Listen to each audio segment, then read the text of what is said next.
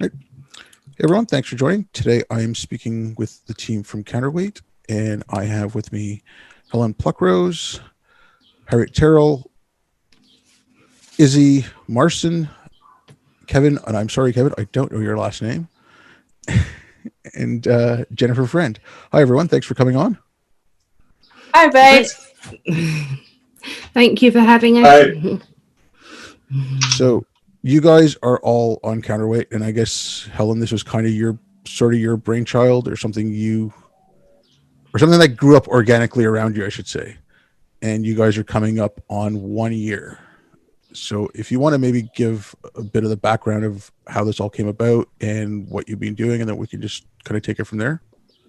Sure. I mean, the way that we started was really with lots of people emailing me, hundreds of people a day with in crisis with their workplace mostly, but perhaps their university or their child's school, suddenly implementing policies and training programs that were really critical social justice based to quite an extreme extent, which was requiring people to pretend to be racist or pretend to experience certain kinds of racism, to have certain ideas about gender ideology. And it was quite an authoritarian move, and people were emailing me to say, how can I push back at this? How can I argue against it? How can I decline to go to this meeting, talk to my employer, try to get this to stop? And I was trying to help people individually, and I was sending them some of the same information, and it was just unmanageable. So Kevin Lowe here, he built the Discord server, and I started to pour people into it. And Kevin built up the channels around it so that people could connect with each other. And then Carrie, who had her background in the Citizens Advice Bureau, started to build resource banks and advice pathways around what people needed. So that was how we started. And then we developed further, because as we realized the level of education and information that people needed, we needed the content team, which is Harriet and Issy. We needed the peer support team, which is led by Jen. And we needed more sort of academic resources broken down into accessible information, which is essentially me. So that's the general story of us. Okay. So I guess I'll start going down the row a little bit. And so Issy and Harriet, if you don't mind speaking about the content and what you guys have been doing and what's been created, and then we can kind of just move down the road. Yeah, perfect. Yeah. So I was actually one of the panicked people that came to Helen when my employer implemented mandatory unconscious bias training. And and Helen was kind enough to put me in touch with the caseworking team, and Carrie was one of the people that helped me. And so my background is actually in copywriting and content creation. So after I had Counterweight support and was able to work through the issue of the mandatory unconscious bias training in my business and convinced them to not make it mandatory for myself, I volunteered to join the Counterweight team and offered my content sort of creation services. And Issy, who is my close friend, is a brilliant writer and a philosophy student, and I knew that she would be incredibly useful in the organization as well, so I employed her help, and we started by creating sort of accessible videos. So the goal was, we know that CSJ theory is just full of jargon, it's really inaccessible, and we wanted to help people to understand all of these kind of crazy terms that they were coming across in their businesses as these new training courses were introduced. So we wanted to create videos that broke down all of the complexity of CSJ in a way that was understandable and a way that people could use to push back in their organizations. So that's how we began. And then, as you all know, Obeyed, the content team started to expand, and we've now got a whole team of really brilliant people who help us out. We've got writers, researchers, we've got podcasters, we've got videographers, designers, and they're all people from across the political spectrum. So as you know as well, we're a non-partisan group and we celebrate all different viewpoints. So we're really grateful to have all these different people bringing their expertise to the team. yeah, so that's what I would say. Right. And Izzy, what do you have to? So, like, I know, like, because we do a little bit of stuff. Like, I found you guys some stuff, some background info. So, like, Harriet had mentioned, like, you're doing some writing. So, like, what kind of stuff have you been writing on? Or are you doing more editing? Or Yeah, so I'm the editor, which originally like kind of happened by default, right? It was just Harriet and I at the beginning, and I was writing the script with Harriet, we were doing it together, the videos, and then our content team grew. People started giving articles in, so I started editing all of them. I haven't written that much other than the script. I think I wrote like one piece for Counterweight, but hopefully I'm going to try and do more of that now that uni's finished and I have more time. I'm going to try and write more. But yeah, mainly I'm the editor. That's mainly what I do. But so we're launching like an educational platform. That's what we hope to do. It's like in the super early stages at the moment.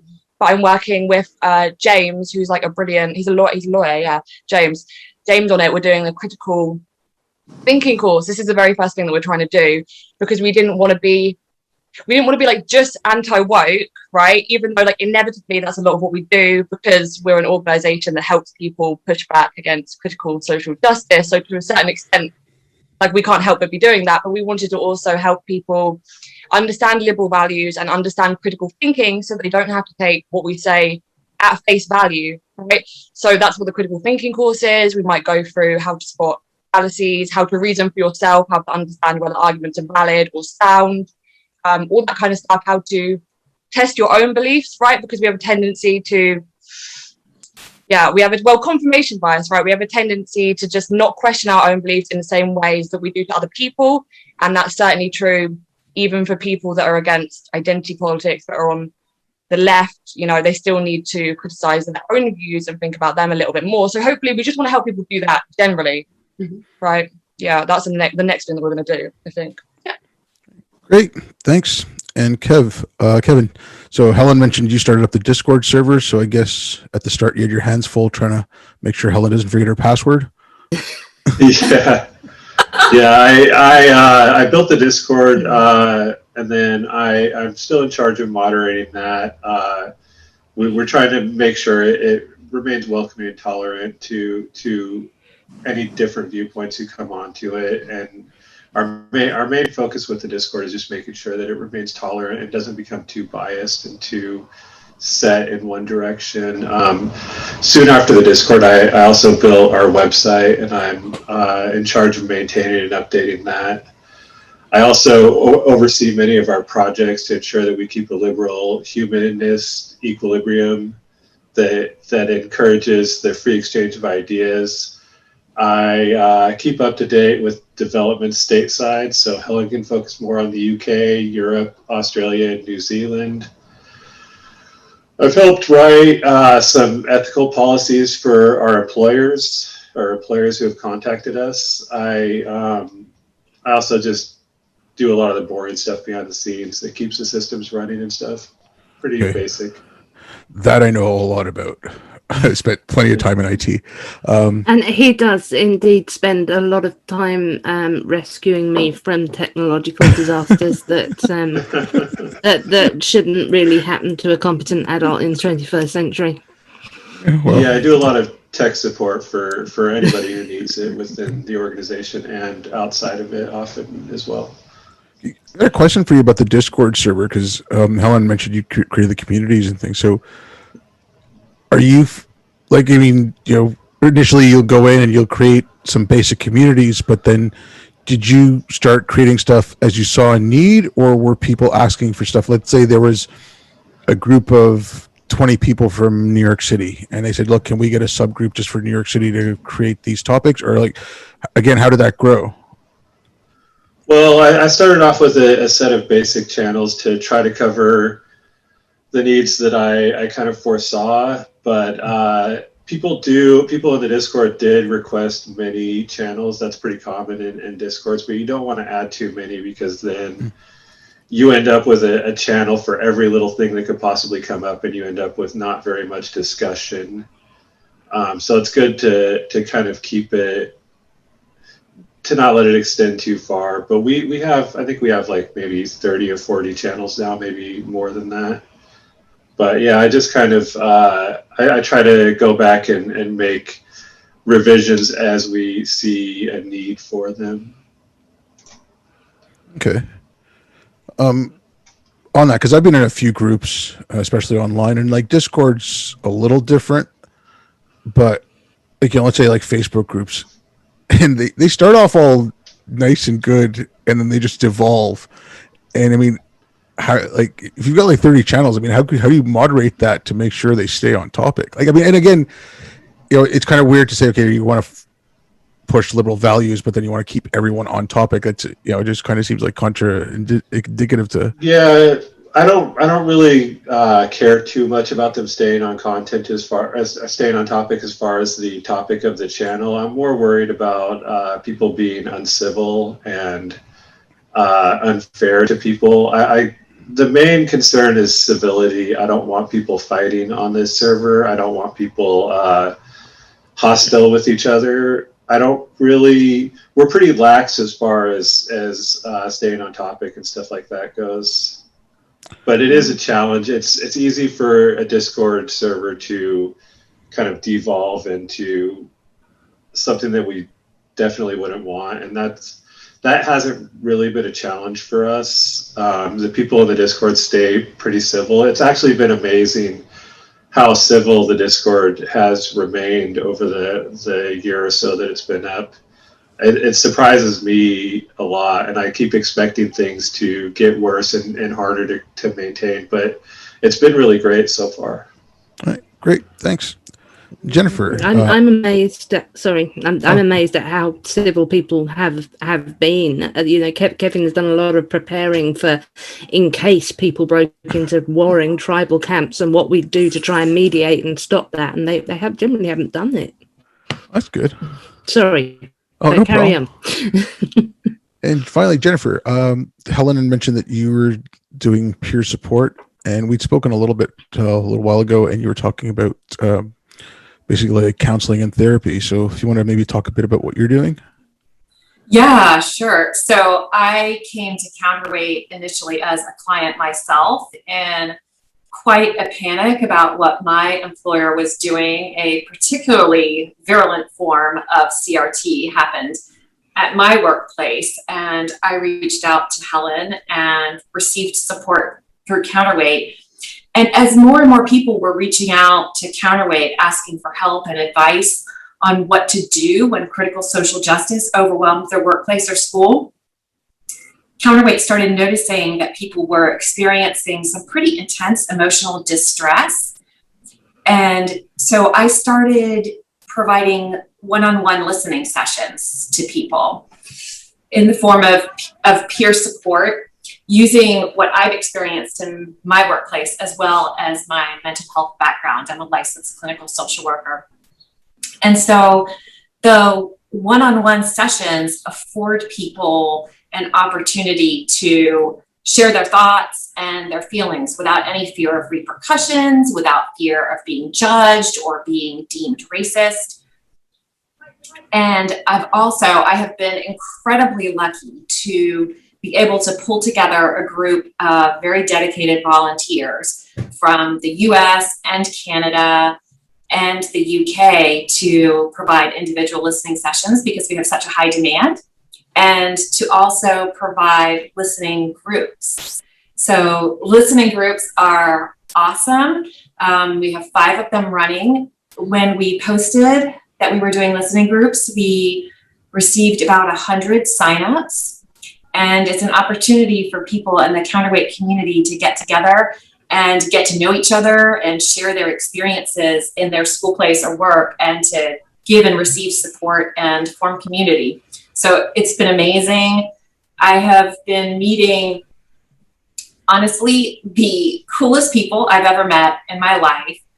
The people who reach out to Counterweight they tend to be independent thinkers. They tend to be very conscientious, ethical people who are very concerned with the approach that's being taken to diversity, inclusion, and equity. And they're just lovely people. And even though I'm very concerned about the culture wars the Counterweight clients have really restored my faith in humanity. They're just lovely, and it's a wonderful experience. Okay, great, thanks. Okay, on this, because, and I think I asked you this last time we spoke, but Helen, like you do more of the work. I know you do the academic stuff, but the Counterweight also helps people push back, like from it encroaching into the workplace. But how does that go hand in hand with what Jennifer does? Well, quite often when people come to us and they're having a problem and they want to speak to their employer, they want to write to their employer to have a meeting, they're so anxious, they're so their heads are so full that getting out, I'm asking them, if you give me a list of the issues that you're having problems with and a list of your objections, I can help you to frame that into the most sort of knowledgeable and principled letter that we can do that will be effective and will minimize the risk to you. But if they are in a really intense state of anxiety, actually sort of ordering their thoughts is a problem. So I have had to refer people to Jen and her team before that. They've sort of helped them to think through, to gain some perspective, to just generally feel heard and think. If you're not allowed to speak, it becomes very difficult to think, and people often just have this horrible sense that something is wrong and it's really unethical and it's really oppressive, but actually articulating their liberal objection to it is quite difficult. So sorting out those intuitions, those feelings, those fears first, then enables them to come back to me or to Kevin, and for us to help them to write down, first of all, precisely what the problem is, precisely what they want to argue about it. We can also practice with them by Zoom. Often I advise people to avoid meetings if they can and keep things in writing as much as possible because of the tendency to waffle on the part of employers who don't really know what they're signing up for. So trying to get things in writing is a good way to go about it. But this all kind of works together. So we have the content team who are producing not only sort of accessible guides to how the problem works, but common mistakes that people can make when they're addressing them, most effective ways to go about addressing them, how to understand and speak about the problem. Then I've been writing some walkthroughs. How do you assess the problem? Are you actually having a CSJ problem? What kind of problem is it? What level is it? What proportionate response do you need? And with all these resources together, and Jen sort of helping them to keep their keep themselves sort of calm and steady, then it all kind of works together to make people feel supported on a number of levels. Okay. No, because one other thing because I mean, I've just been following this because I've had nothing else to do but sit online, which I guess there's a lot of other things I could be doing. But anyways, but one of the things, it's like it's being opposed at work, and I mean, some of the things I've read recently, it was students who were saying, "Well, I don't agree with this, but I can't speak out because I'm gonna be called a racist, or I'm gonna be called a sexist, or a homophobe, or whatever, the whole litany of things, right?" And that reminded me a lot of,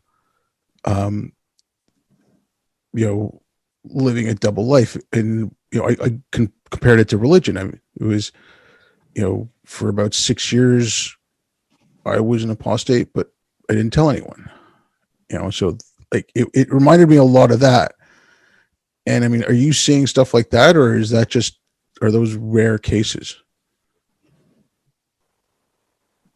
Yeah. We're seeing quite a lot of things that are very much like that. In fact, we've had a case which is exactly like that. We've had a secular liberal humanist from a conservative Muslim background move to a Western country and say to his employer, yes, I shall now be able to actually be a liberal humanist, and I can be for gender equality and LGBT equality and generally liberal universalism, and it's great to be in a country that actually supports that, and then say, no, that's not the equity, diversity and inclusion that we want from you. That's you're being Islamophobic, and you need to start taking on these ideas. So I'm dramatizing a little, but he really was quite bewildered because he'd been trying to be a liberal humanist and he hadn't really been able to in his religious community, and then he was trying to be a liberal humanist in a strongly critical social justice environment, and he wasn't allowed to speak there either. So it's very, very similar, and I think that is where there's a culture of fear, where there's a culture where people are really finding it difficult to speak that without landing themselves in trouble, either sort of by mistake or by actually just getting fed up and speaking their mind. This is where we have the problem, and this is what we're trying to address, and we're trying to make it easier for people, because we are apostates. There is strong parallels with the idea of heresy, a blasphemy and apostasy. I think the best way to describe a lot of the diversity training is uniformity training, and it does match up very similarly to what I studied in the late medieval period, the catechism that religious believers, that Christians, Catholics would be taught to go through. They'd be asked a series of questions, they'd have to give the right answers, then they would have to recite the right creed, and they'd need to do this at regular intervals. And if they didn't, then they would have to, explain themselves. They would have to repent. They would have to do various things to restore the equilibrium. And I think this is human nature, and I think we're seeing it again, and we need to recognize it. Okay, thanks. Kevin, I wanted to ask you something, because you said you kind of keep an eye on the US while Helen pays more attention to the UK. When I compare Canada to the US, like in the education system, let's just say, it's more from a post-colonial lens. Even to some degree in some of the diversity trainings with the employers and stuff like that, you'll have a lot of employers who will, before large events, they'll make a land acknowledgement statement. And I mean, now recently I've seen something called a body acknowledgement statement, but that was really bizarre. So what are the differences you notice between the US and the UK when this stuff comes about?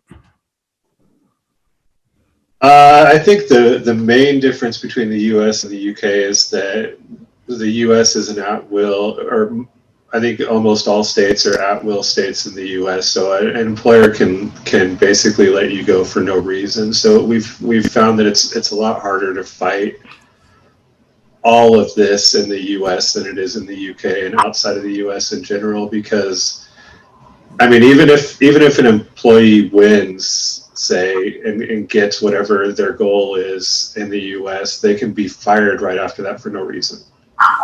So it's a lot more difficult. I think employees are a lot more afraid of being fired in the US than they are outside of the US. Mm. It's our job is definitely harder in the US than it is outside the US, and I'm more worried about the US than outside of the US as far as CSJ goes. Canada might be an exception, but generally the way employers are set up in the US makes our job a good amount harder. The pushback to it, like, in a place like what you said, like you feel a little bit more optimistic about the UK as opposed to the US, I would kind of agree with you there. Just because of the sprawl of how many institutions I've lately been seeing in the US that are going along this path. And, like the ACLU, as far as I'm concerned, is lost. SPLC, same thing. I don't want to, seeing some of the things coming out of the military recently, it's not a good thing. Whereas, and then if you have the academy, like if this is, coming out of the academy and all that. So do you see, like, like you said, the employee might win a case, or it might win a small battle, but end up being fired for something else. But that's because the culture of the company that he's working at is gone, in the CSJ route. Like, the pushback effect, like it's got to be a lot more holistic. Like, you have to take a look at the academy. You have to take a look at some of these institutions. You have to take a look. I mean, it's good to help people push back at their work or at their school, but if you don't take care of the stuff in the background, like, how do you see that going?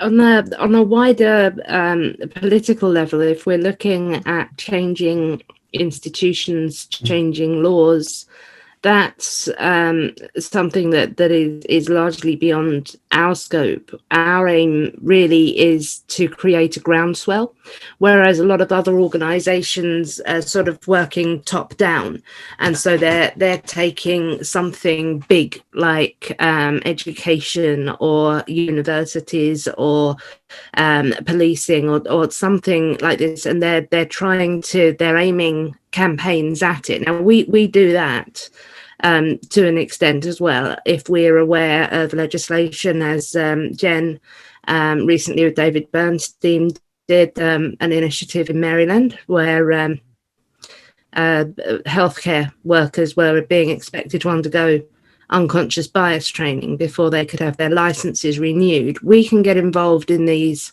campaigns. We got involved with one about problems in humanitarian aid. So we can address these big institutions to a certain extent, but the counterweight method is much more of a bottom-up approach. So we will take the individual and we will take an organization, and that one individual in that one organization, if we can have a victory there, and then we can have another victory and then another victory, and then we're kind of doing a patchwork thing where we can join people together. We can create a community on the Discord server. We can collect people in the same areas of expertise, in the same regions, and we can build these small victories into a larger growth while producing a greater degree of knowledge and understanding via the content production, via the Discord, the conversations that we're having, the new education platform that we're producing, to produce a lot of people who are on the ground dealing with this. They are average people. They're not, big influencers. They're just people in their lives pushing back at it as it arises, because they understand how it works, because they have backup, because they have support. And we think these kind of approaches can work cooperatively as we sort of push upwards with our sort of grassroots groundswell approach. Those organizations that are operating from a top down, we will meet in the middle and we can refer people back and forth to each other.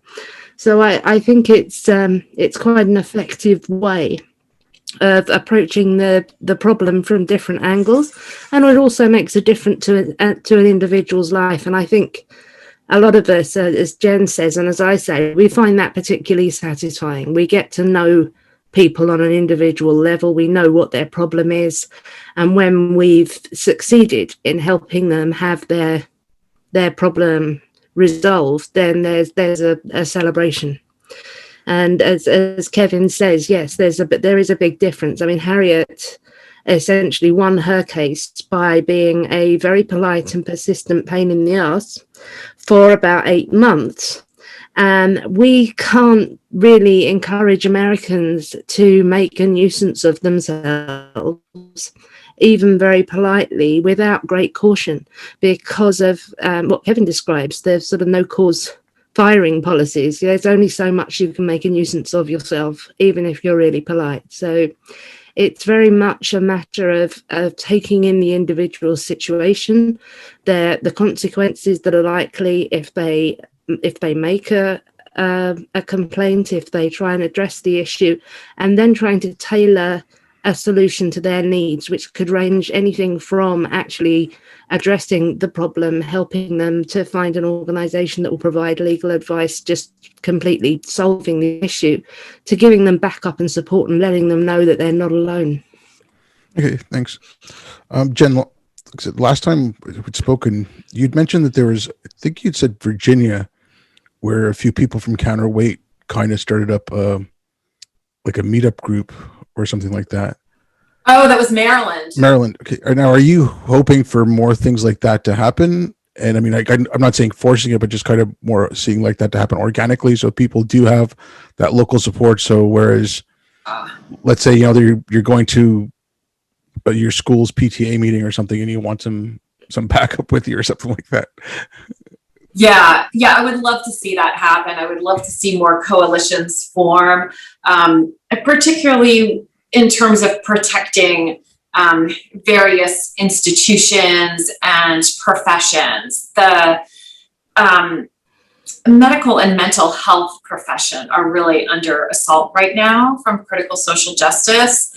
And in Maryland, for example, the bill unfortunately did pass, which requires all health professionals with licensure. So that means doctors, nurses, clinical social workers, occupational therapists, that all of them have to undergo annual unconscious bias training in order to maintain licensure. And in my opinion, that's just the tip of the iceberg. I think there's more in store for people maintaining professional licenses.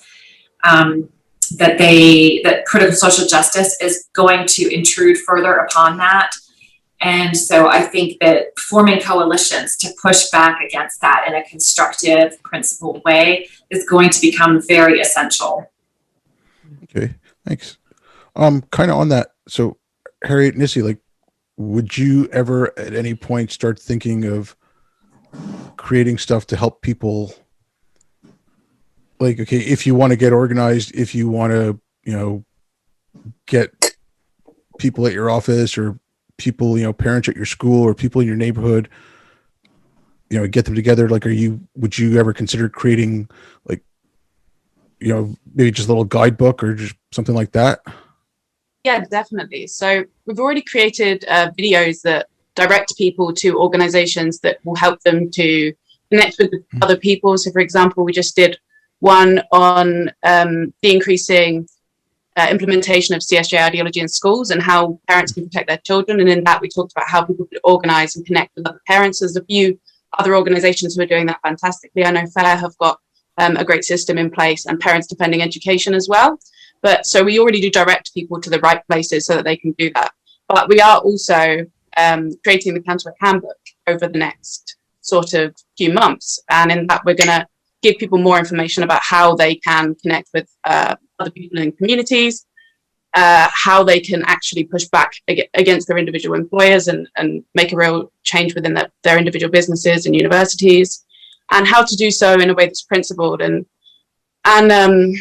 is still coming from a balanced place. I think it's so easy to sway too far in the other direction with this stuff. So it's kind of one of the other things that we want to help people to do is not get dragged off into a space they don't want to be in.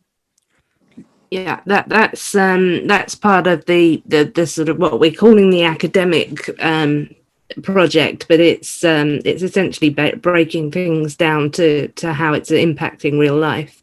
So we have 4 books planned, but the handbook is the one that is coming soonest, and that's been accepted. There are already people wanting to translate it, and we haven't finished with it's in note form at the moment.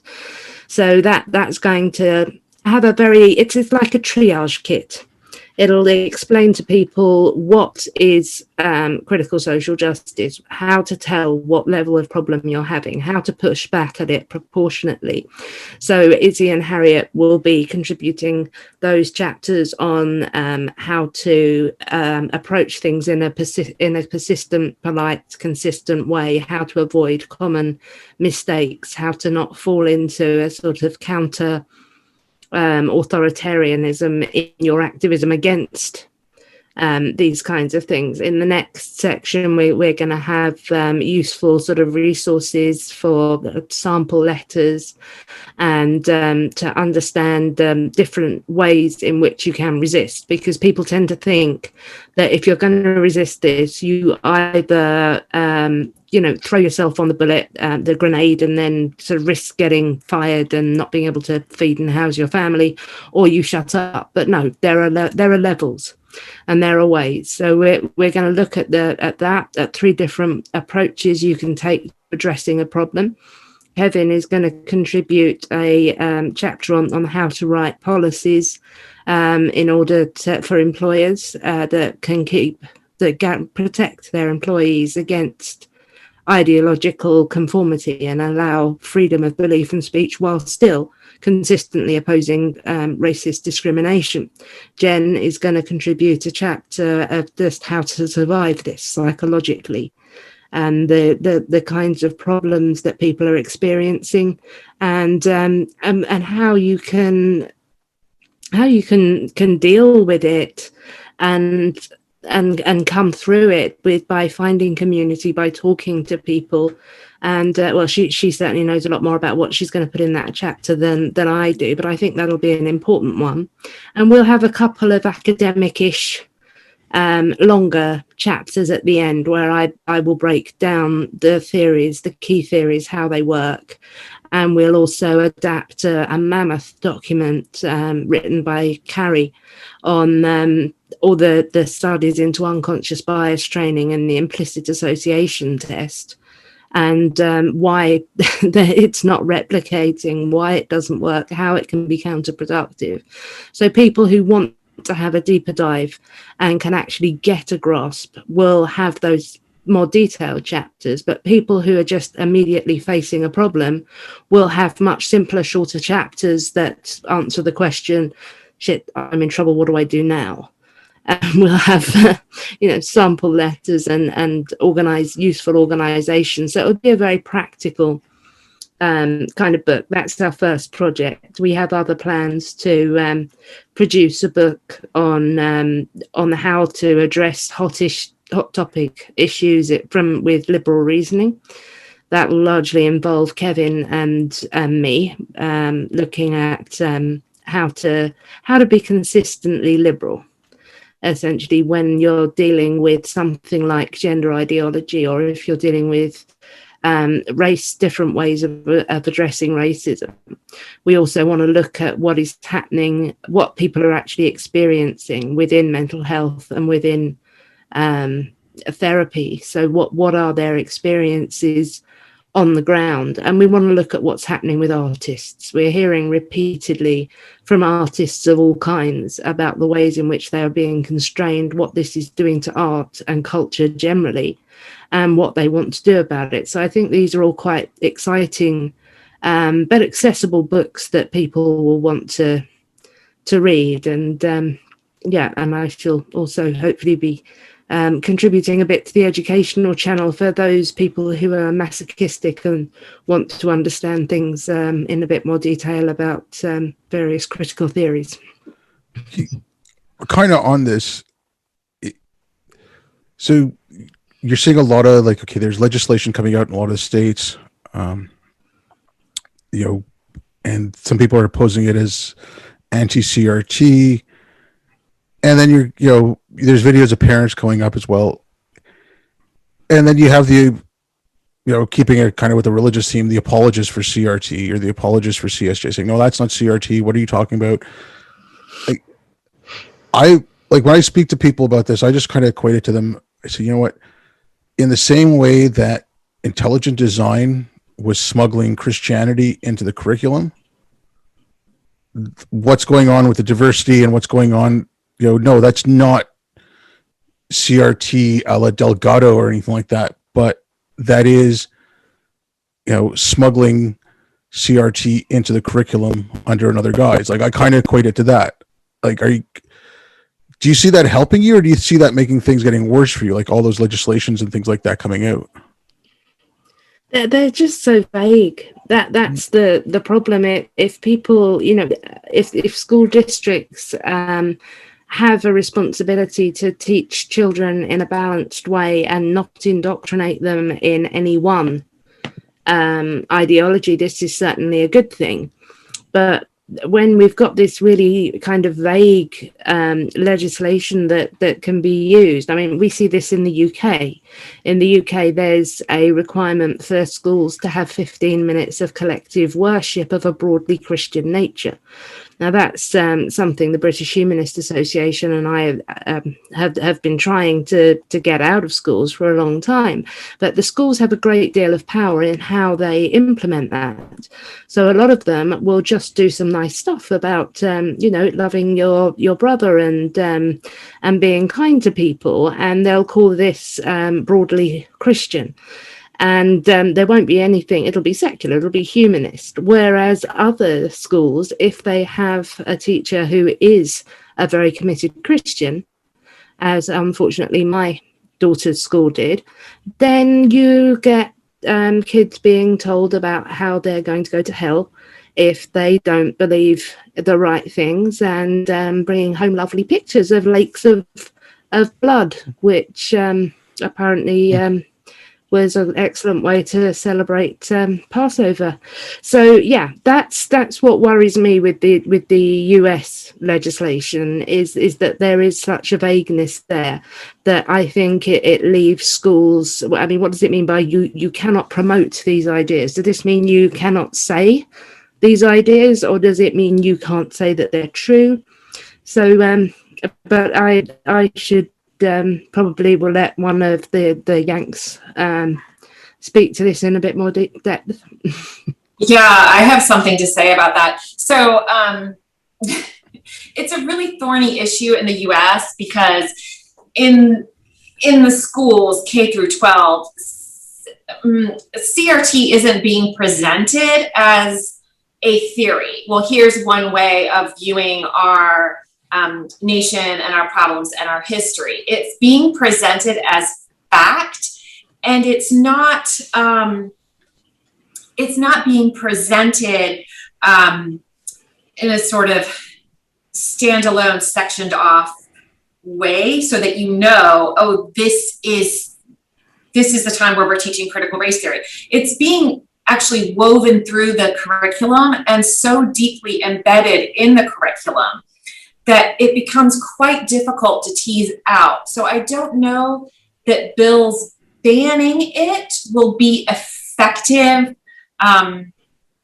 anyhow, because of how it's being woven through. For example,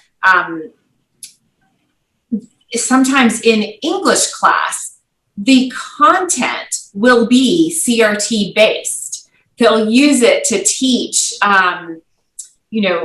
just concepts in English, like how to identify a subject of a sentence, but it'll be CRT information.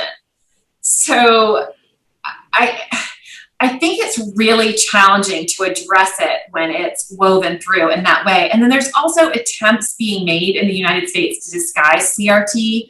They're calling it by different names in the schools. And then they're saying, oh, we're not doing CRT. So if there's a bill saying you can't do CRT, setting aside the concerns about banning things and the infringement on free speech, there's some very committed activists who then just shapeshift and call it something else and package it differently while it is indeed the same thing. Yeah, I mean, that's kind of, when I brought up the intelligent design, that's kind of what I was getting at, because intelligent design, they packaged it so it didn't mention God. It mentioned a designer. It kind of strayed away from like Christian language per se, but it was evangelical Christians pushing it through, right? So it's the same thing I see with this. So when people come back and say, well, that's not CRT, it's like, okay, we can get really technical about it. And I think, Helen, that's where your academic stuff would come in. It's like, okay, no, Robin DiAngelo is technically whiteness studies. It's not critical race theory, but they're the same thing. But that's what I was talking about. Like it's being smuggled in other ways. So there's a Martin Bailey thing going on where Sometimes people will claim that any criticism, that all critical race theory is a historically literate look at racism in the US. And that isn't what it is. So I'm going to make a short video in the next few days in which I'm going to cite a lot of the main tenets of critical race theory, which is the branch that really existed from 1970 to about 2000. And then what we're looking at the moment is better known as critical social justice approaches to anti-racism, which isn't very catchy. So that's not what people are using. I think there's a problem with people objecting to the term CRT. Because it's a catch-all. I think if we were going to be completely accurate, we should call them critical theories of race, and then that would cover the whole lot. And we could be very clear that this isn't nobody, well, some people will be, but no liberal, reasonable person is going to be criticizing a historical approach at American history, which includes slavery and Jim Crow, and pointing out that those things were extremely racially oppressive. That isn't generally what parents are complaining about. And we've just seen in the UK, the Telegraph has just published something about some plan to start teaching elementary school children that they have white privilege, if they're white, obviously, and introducing these ideas. And these really aren't, they're not kind of sneaked in the same way that intelligent design is, because that really is the language. They're just saying, when we're talking about white privilege and whiteness and white fragility and how everybody's racist and how everybody else is oppressed, we're just talking about racism, and you just don't want us to talk about racism.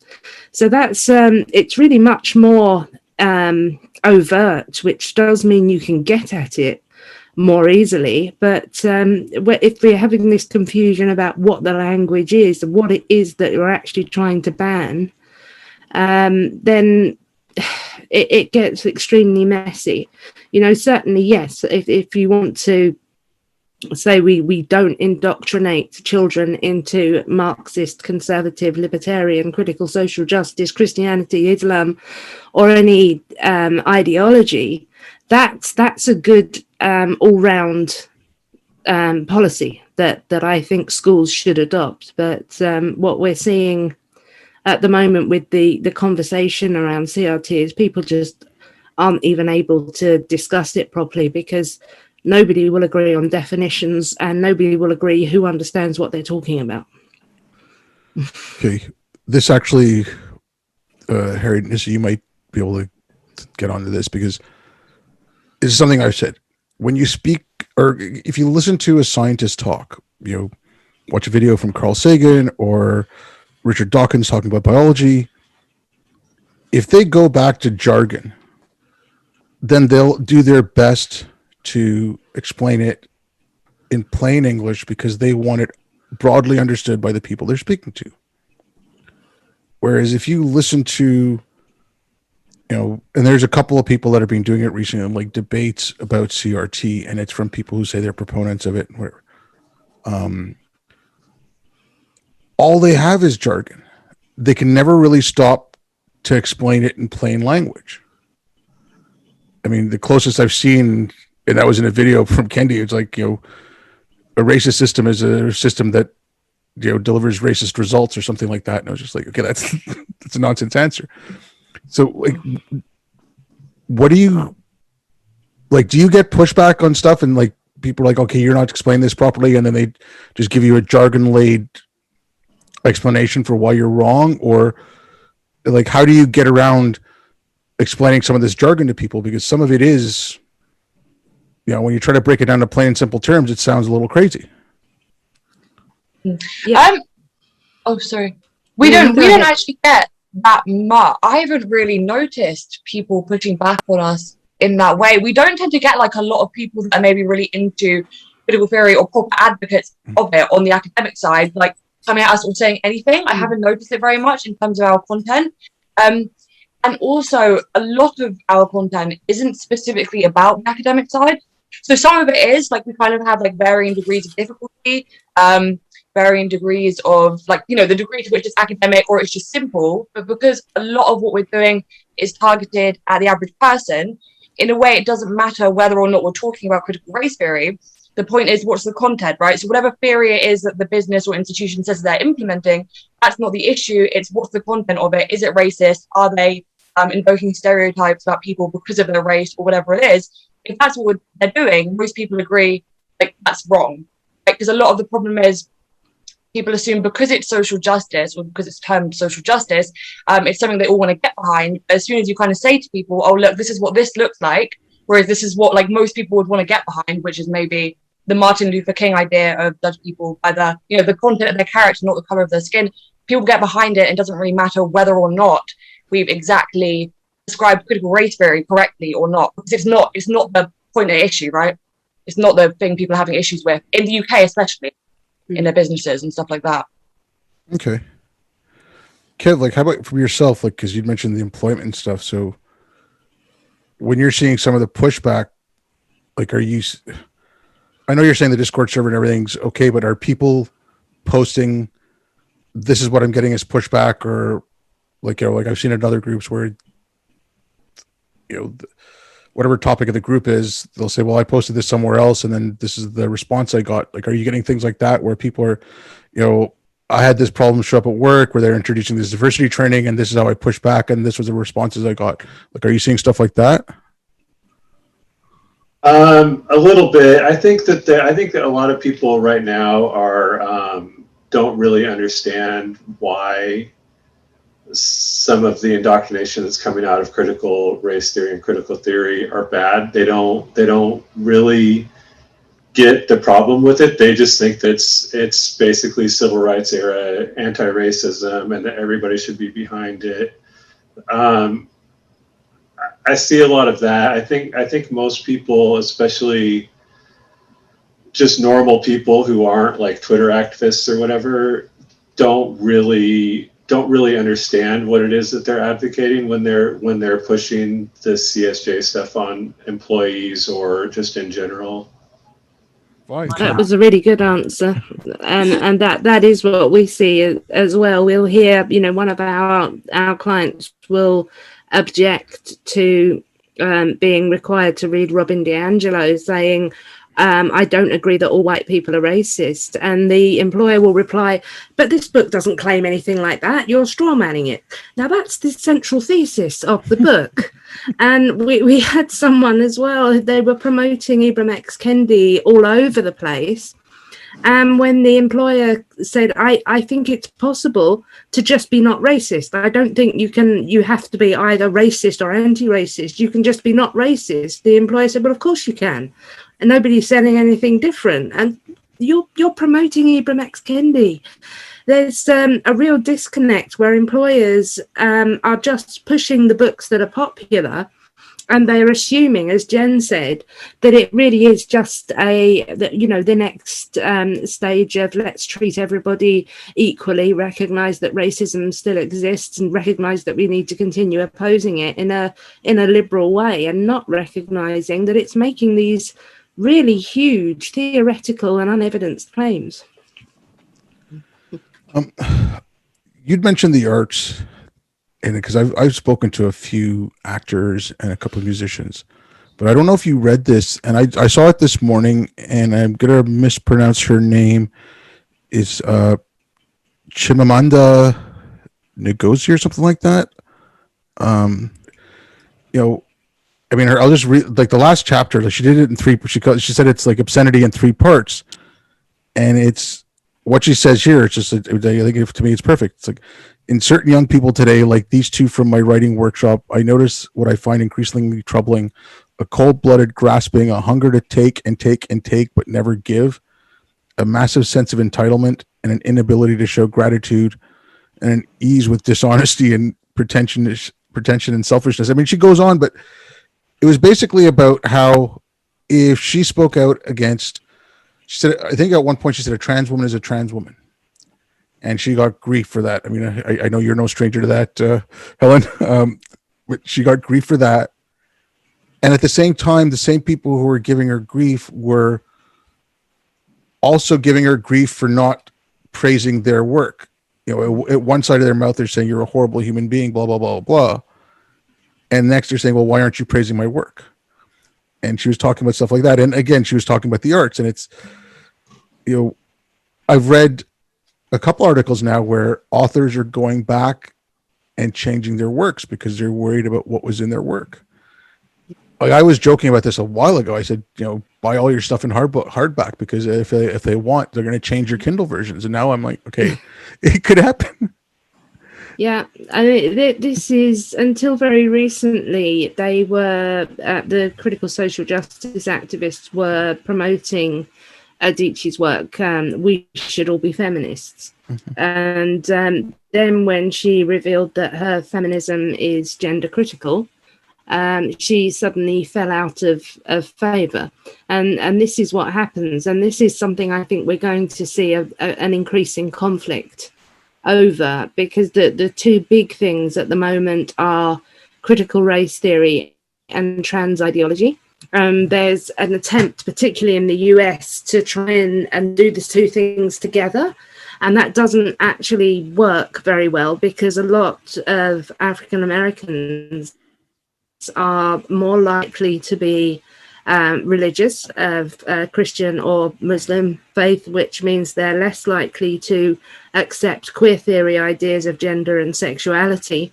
And trying to push these things together, it was a few years ago when I did some research into this, showing that I think African Americans were twice as likely to vote against same-sex marriage as white Americans were. So there's a conflict there where if you're trying to make everybody be intersectional.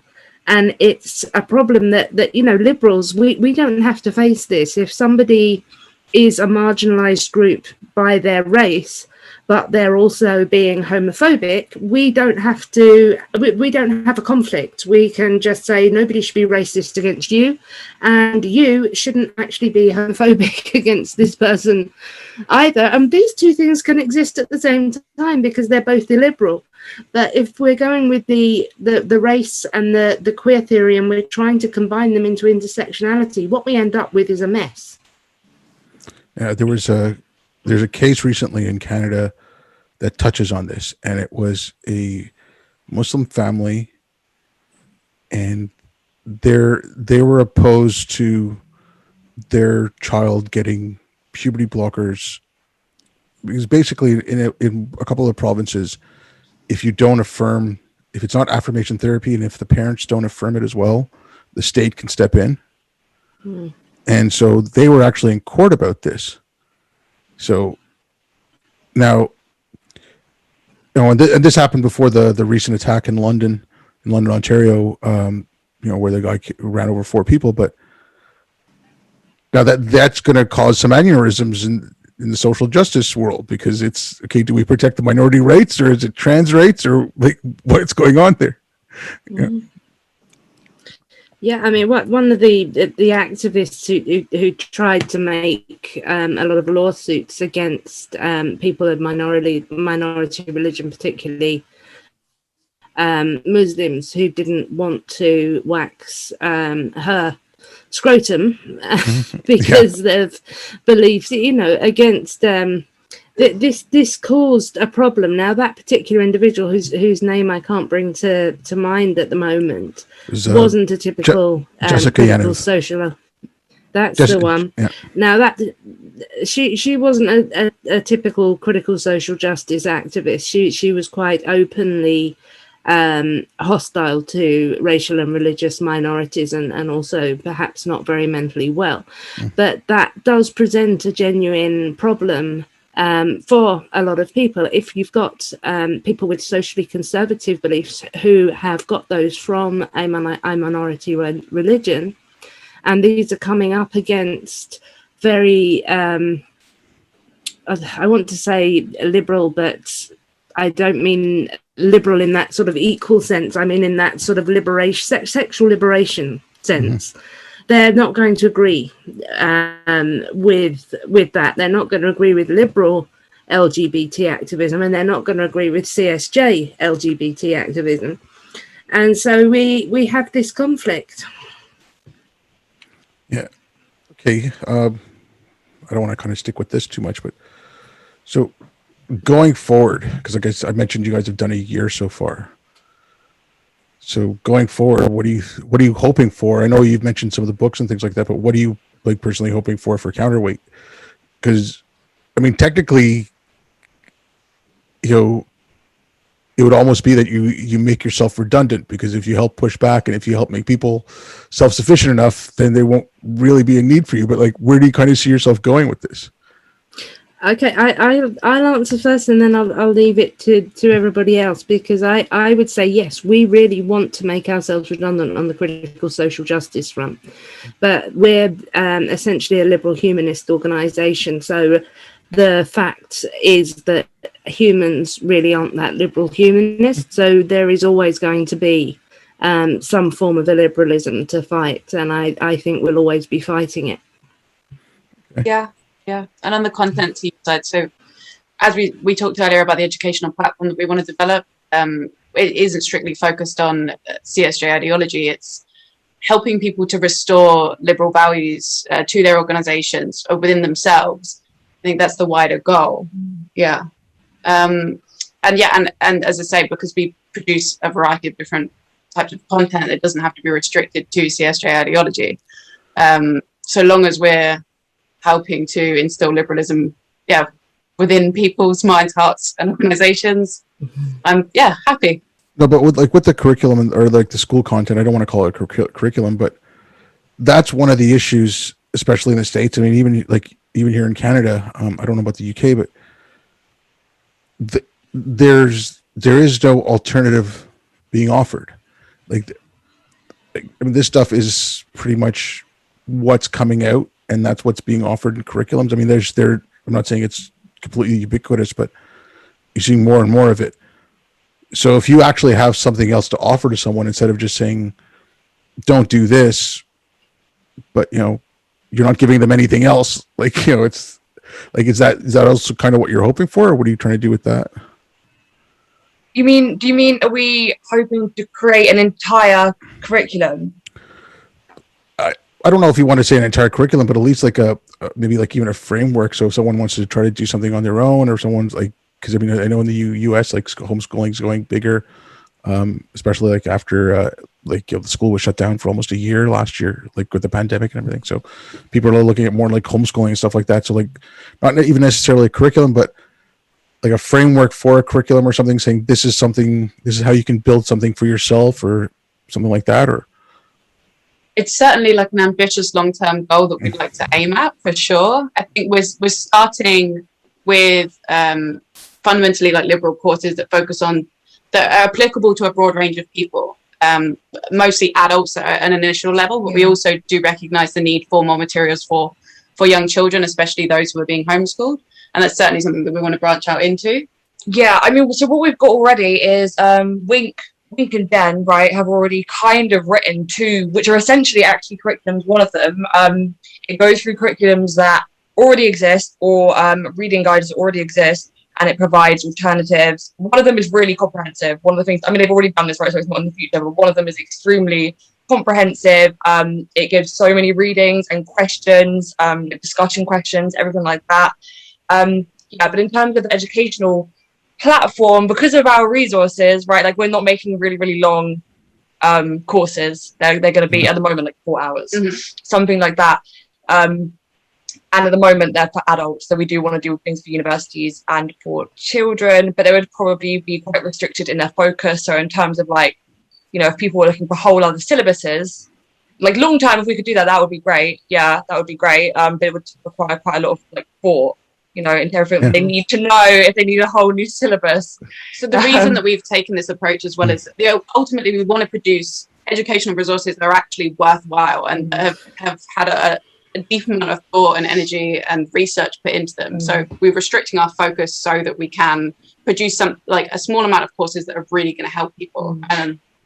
And they've generalized, right? So we're doing restricted content. They're like short courses, but we're doing them on things that will generalize. So let's say you at your school, you have a syllabus, which is pretty terrible, and it's presenting you with things that are definitely not facts, and it's presenting them to you as facts. So we're doing stuff on critical thinking, we're doing stuff on viewpoint diversity. So that would generalize. So even though they're small courses, if people were to do them, you can go and have the actual syllabus that they're being taught, and then they can know how to test whether or not there's sufficient evidence for the claims that their teachers are giving them. They can know how to read text. So we might do ones on scientific thinking, so they can know whether, if they're being presented with one study, whether or not it means anything, or if it's been replicated, or if the sample size was correct, all of that kind of stuff.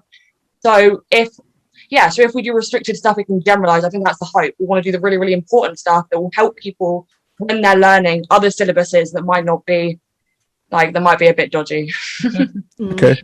Yeah. But teaching people how to think about the whatever it is they're getting, which can be applied more broadly. And I think that's something that's very much needed. Obviously, my focus is more specific. So we have an incredibly long essay entitled How to Be Not Racist, in which we essentially take issue with Ibram X. Kendi and argue for it being perfectly possible for a person to reject racist ideas, and in fact they should do so.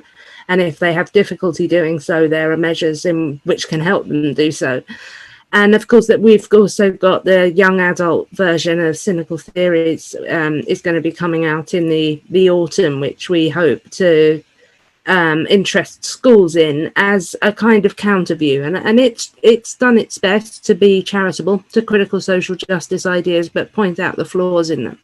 So I hope that some schools at least will present this alongside some of the texts which are arguing for critical social justice ideas. Okay, great. Kev, how about yourself? What are you hoping to get done at least in the next year? I'm looking forward to working on all the content that we have planned. I think most of it's all been listed already. I also am planning a redesign of the website that should be, I didn't rush the website when we started, but I didn't exactly put as much love into it as I would have liked to. So I plan on doing a redesign of the website to make everything a lot better looking and a lot more accessible. And then mostly just working on content that everybody's already talked about. Kevin, I'm afraid, tends to hide his light under a bushel, and I am one of the few people who has seen his writing, and he's going to be central to this book on critical thinking and liberal reasoning. I very much want ladies to introduce him to James Petts, because he and James Petts is like Kevin on steroids. So I think they would get together really well and try and actually teach people how to reason again. So I'm quite excited about this book that I hope to write with Kevin, but which is going to mostly rely on his liberal ethical reasoning, which is very rigorous. We call him the head Vulcan for a reason. Thanks. And Jen, for yourself, what do you have going for the next year with Counterweight? Well, I'm looking forward to contributing to the Counterweight handbook. I'm excited about that. And I just want to keep growing the community so that nobody who's experiencing this sort of incursion to their life from critical social justice has to go through it alone. I want the volunteers to be there for them, and I want the community to become close and to be able to be there for each other. Okay, great. Thanks. Well, I think that was great.